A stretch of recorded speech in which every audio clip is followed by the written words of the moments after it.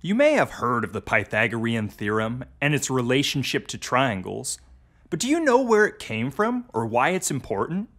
Let's dive into the past to uncover why a Greek mathematician named Pythagoras came up with this theorem.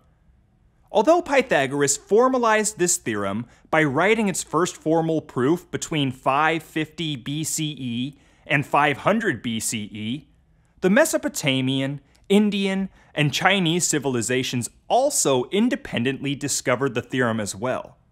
So what is the Pythagorean theorem?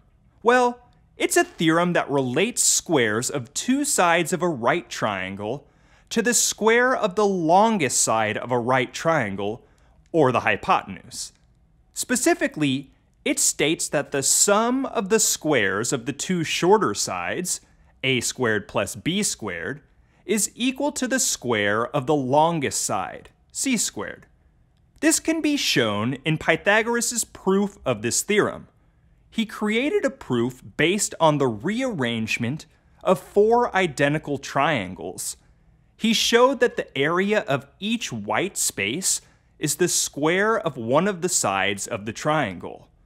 C squared equals a squared plus b squared.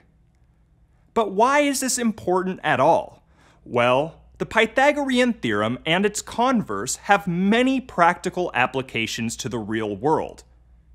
It relates the surface area of spheres, such as the Earth, the Moon, or any ball. It can be used to relate the kinetic energy of three moving objects. As you learn more about the Pythagorean theorem, maybe you can find even more interesting ways to apply it to the real world.